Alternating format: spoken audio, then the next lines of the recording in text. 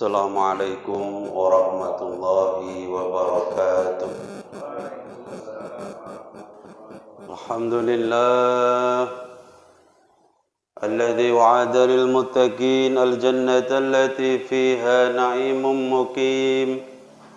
Asyhadu an la ilaha illallah wahdahu la syarika lah wa asyhadu anna sayyidana Muhammadan abduhu wa rasuluh الداعي إلى الدين القويم اللهم صل على سيدنا محمد وعلى آله وأصحابه الذين اهتدوا إلى سبيل مستقيم أما بعد فيا عباد الله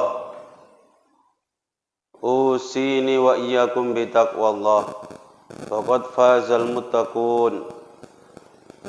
Hadirin jamaah Jumat yang berbahagia, dalam kesempatan yang mulia ini khatib berwasiat kepada diri sendiri dan kepada seluruh hadirin, marilah kita sama-sama berusaha untuk selalu meningkatkan keimanan dan ketakwaan kita kepada Allah Subhanahu wa ta'ala dengan iman dan takwa yang sebenar-benarnya, dalam arti menjalankan perintah-perintahnya serta menjauhi segala larangan-larangannya. Karena hanya dengan iman dan takwa yang sebenar-benarnya inilah kita bisa meraih kebahagiaan hidup di dunia ini sampai akhirat kelak. Hadirin jamaah Jumat yang berbahagia, tak terasa kita sudah berada di pekan-pekan penghujung bulan suci Ramadan.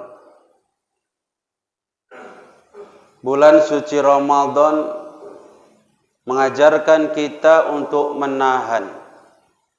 menahan diri dari segala perkara yang membatalkan puasa, menahan diri dari segala hal-hal yang berbau maksiat. Sampai-sampai ada hadis mengatakan, ketika bulan suci Ramadan datang, maka pintu-pintu surga dibuka, pintu-pintu neraka ditutup, dan syaitan-syaitan dibelenggu. Namun hadirin yang dimuliakan Allah, jangan lantas ketika ada hadis yang mengatakan bahwa setan sudah dibelenggu, kemudian kita merasa bebas. Sehingga masih banyak di luar sana orang yang tertipu. Masih banyak yang berbuat maksiat di bulan suci Ramadan. Untuk itu harus kita sadari bagaimana setan menggoda kita, sehingga kita bisa selamat dari godaan-godaan setan. Kita tahu bahwa ketika Nabi Adam diciptakan oleh Allah, kemudian seluruh makhluk pada waktu itu diperintah oleh Allah untuk hormat, sujud hormat kepada Nabi Adam. Ada satu makhluk yang merasa lebih hebat, lebih senior daripada Nabi Adam, sehingga tidak mau patuh kepada perintah Allah, sujud hormat kepada Nabi Adam. Ialah iblis laknatullah alaih. Iblis tidak mau hormat kepada Nabi Adam, sehingga karena kecongkakannya itu, kemudian iblis dilaknat oleh Allah, diusir dari surga, dan akan dikembalikan kepada siksa neraka setelah hari kiamat. Namun kita harus sadari bahwa sebelum iblis sampai hari kiamat dan dimasukkan neraka selama-lamanya, iblis bersumpah untuk menggoda anak cucu Adam, yaitu kita semua. Iblis meminta kepada Allah agar nyawanya, kehidupannya sampai dipanjangkan sampai hari kiamat. dan dia meminta izin kepada Allah untuk menyesatkan kita umat manusia, anak cucu Adam. Maka kita harus sadari, jangan sampai kita terlena. Dikatakan dalam Al-Quran, qala fa bima aghwaytani la aqudanna lahum siratakal mustaqim. Ya Allah, karena Engkau telah menyesatkan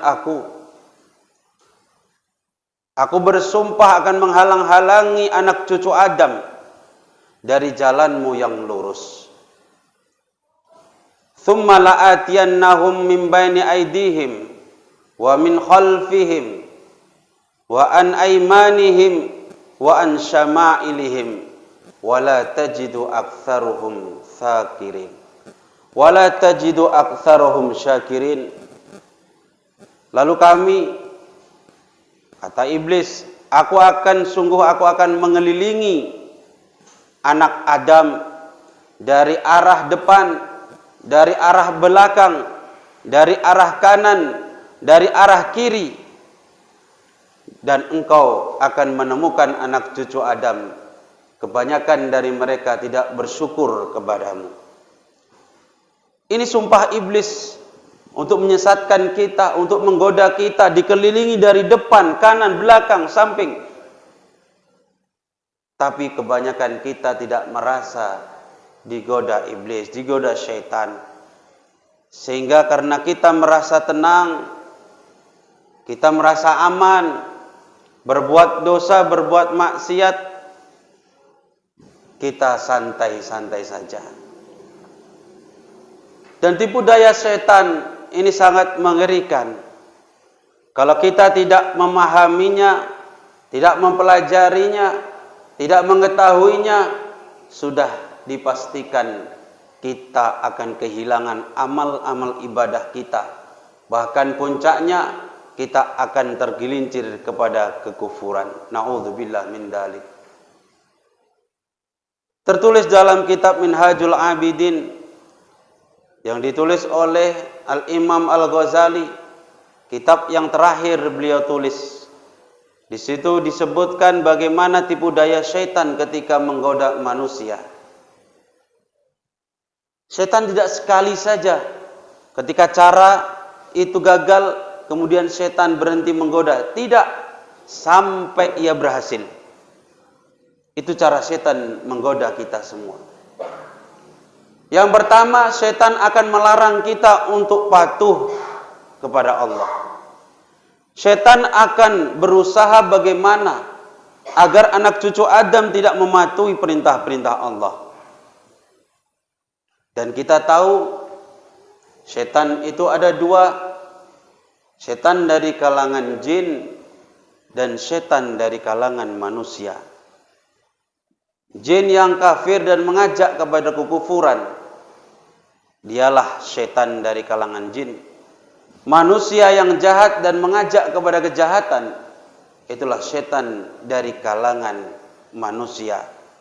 Alladzi yuwaswisu fi sudurin nas minal jinnati wan nas. Yang menggoda di hati-hati manusia dari kalangan jin dan dari kalangan manusia.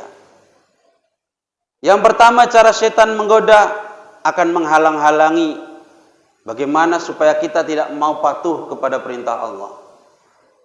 Tidak patuh, tidak mau berpuasa, tidak mau sholat, tidak mau zakat. Perintah-perintah wajib dalam Islam akan dihalang-halangi oleh syaitan. Dibisikinya hati kita. Kalau syaitan dari kalangan jin. Namun kalau syaitannya dari kalangan manusia, kok ada manusia, tetangga, adik, dan orang-orang sekitar kita mengajarkan kita agar tidak patuh kepada Allah, menghalang-halangi kita agar kita tidak patuh kepada perintah Allah. Itulah syaitan dari kalangan manusia.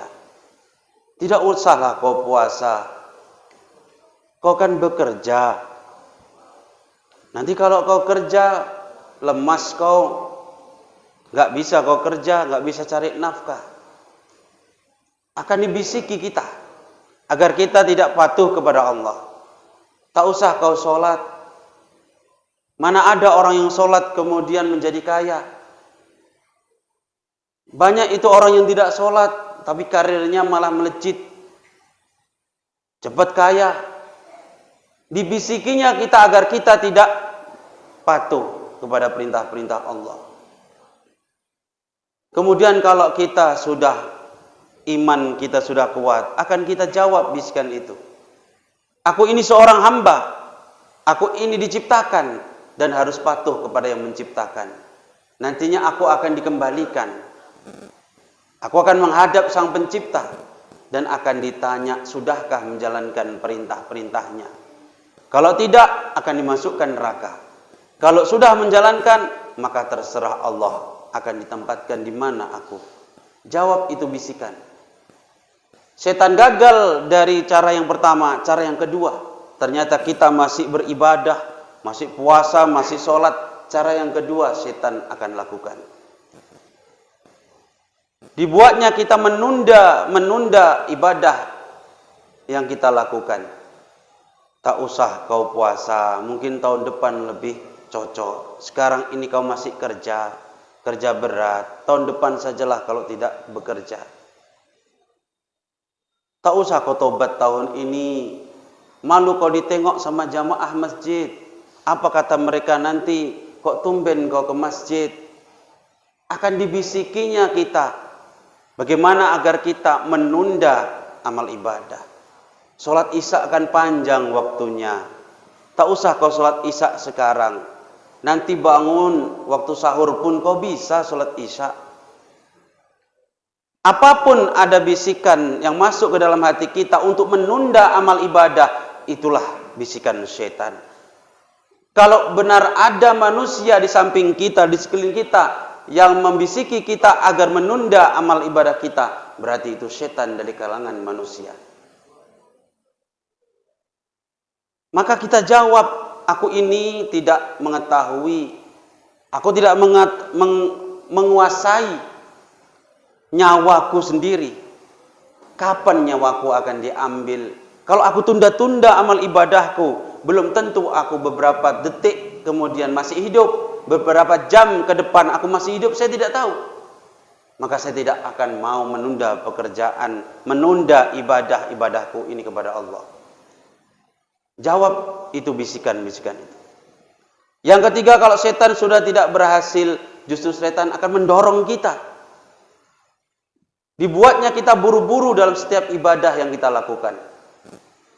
Ibadah sholat disuruhnya buru-buru, wudhu disuruhnya buru-buru. Apapun disuruh buru-buru. Supaya apa? Supaya kita kalau buru-buru pasti tidak akan sempurna yang kita lakukan. Kalau kita sudah tidak bisa lagi digoda agar tidak melakukan ibadah, maka setan justru mendorong supaya buru-buru, supaya yang kita lakukan tidak sempurna. Jawab, ngapain aku buru-buru?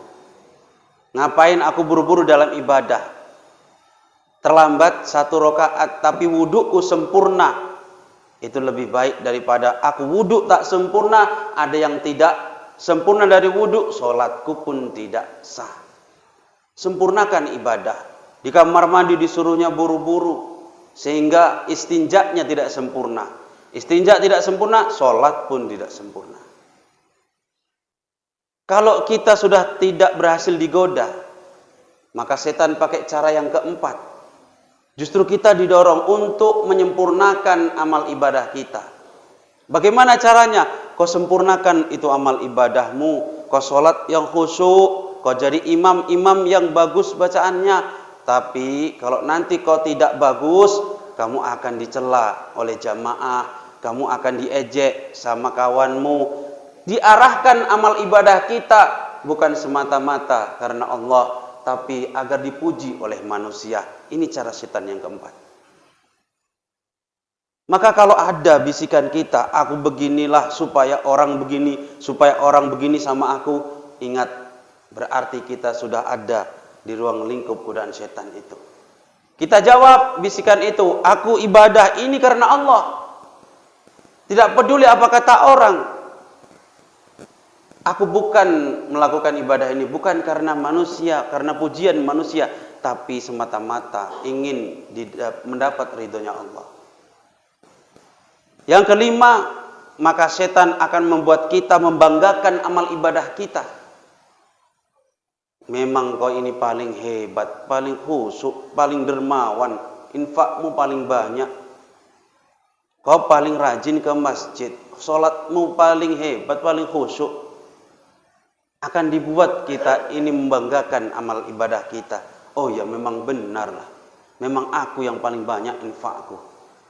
Bantah itu bisikan, aku bisa berbuat ibadah seperti ini karena Allah. Aku ditakdirkan, aku dibuat Allah, disehatkan sehingga aku bisa melakukan ibadah ini dengan sempurna.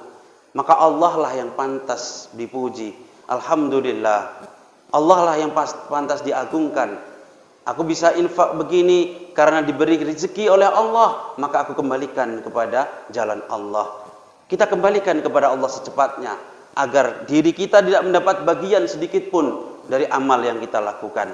Terlepas kita dari perbuatan ujub, yaitu membanggakan amal ibadah kita. Kita tak pantas mendapat pujian. Alhamdulillahirabbil alamin. Segala puji bagi Tuhan semesta alam. Kita tidak pantas mendapat pujian. Yang keenam, kalau sudah tidak berhasil, setan akan menyelinap dalam ibadah-ibadah rahasia kita. Semakin tinggi tingkatan ibadah kita, setannya semakin tinggi juga. Kalau kita sudah ibadah rahasia, jangan anggap kita sudah tidak digoda iblis, setan.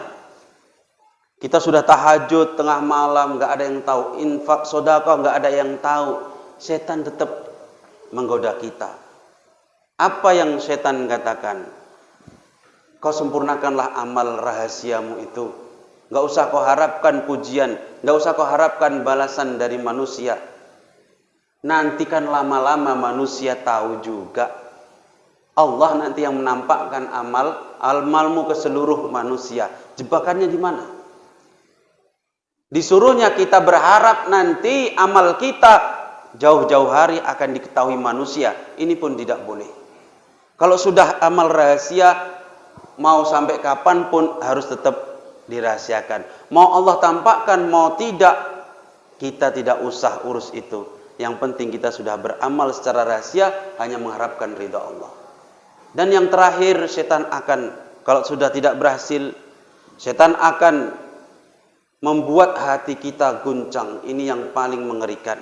Apa kata setan? Untuk apa kau ibadah capek-capek? Kau sudah tahu di dalam kandungan 4 bulan, kau sudah tercatat matimu itu su'ul khotimah atau husnul khotimah. Kalau kau hebat dalam ibadah, sia-sia juga kau puasa, sia-sia juga kau sholat 5 waktu. Kalau ternyata sudah tercatat di dalam waktu 4 bulan di dalam kandungan, kau itu matimu mati kafir. Jadi ibadahmu itu sia-sia. Mendingan gak usah ibadah. Sudah tercatat mati kafir, gak usah ibadah, kan wajar. Tapi kau kalau sudah ibadah ternyata tercatat mati kafir, sia-sia capekmu. Ini bisikan yang paling mengerikan. Bantah. Aku beribadah dan mati kafir lebih aku sukai daripada tidak beribadah sama sekali, sama-sama mati kafirnya. Tapi ingat, aku yakin Allah tidak akan mengingkari janji. Innallaha la yukhliful mi'ad. Kalau aku mau patuh kepada perintahnya, iman kepadanya, aku yakin pasti akan diberikan surga. Maka bantah bisikan-bisikan itu, karena itu semua dari setan, dari iblis, untuk menggoda hati kita semua agar tergelincir ke dalam kekufuran, ke dalam kemaksiatan, dan hilang seluruh amal ibadah kita. Semoga kita semua diselamatkan dari godaan-godaan setan. Di dalam bulan suci Ramadan ini ibadah kita bisa sempurna, mendapatkan ridho dari Allah, dan selamat sampai tercatat amal ibadah kita di akhirat nanti menjadi ibadah-ibadah yang bisa menolong kita. Amin amin ya rabbal alamin. Barakallahu li wa lakum fil Qur'anil azim ونفعني وإياكم بما فيه من الآيات وذكر الحكيم فتقبل الله مني ومنكم تلاوته إنه هو السميع العليم.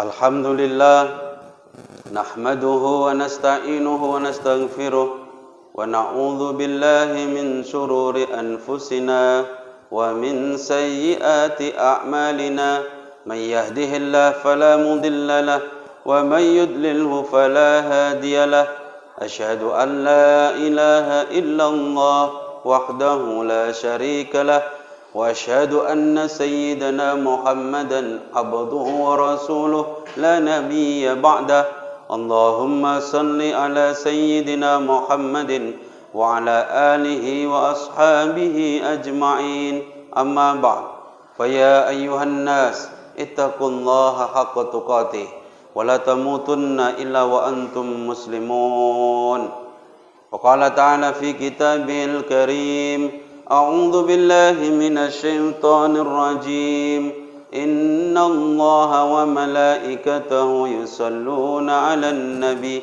يا أيها الذين آمنوا صلوا عليه وسلموا تسليما اللهم صل على سيدنا محمد وعلى آله وصحبه أجمعين اللهم اغفر للمسلمين والمسلمات والمؤمنين والمؤمنات الأحياء منهم والأموات اللهم أعز الإسلام والمسلمين اللهم أعز الإسلام والمسلمين اللهم أعز الإسلام والمسلمين وأذل الشرك والمشركين ودمر أعداء الدين ربنا آتنا في الدنيا حسنة وفي الآخرة حسنة وقنا عذاب النار عباد الله إن الله يأمر بالعدل والإحسان وإيتاء ذي القربى وينهى عن الفحشاء والمنكر والبغي يعظكم لعلكم تذكرون فاذكروا الله العظيم يذكركم واشكروه على نعمه يزدكم ولذكر الله أكبر. أقم الصلاة.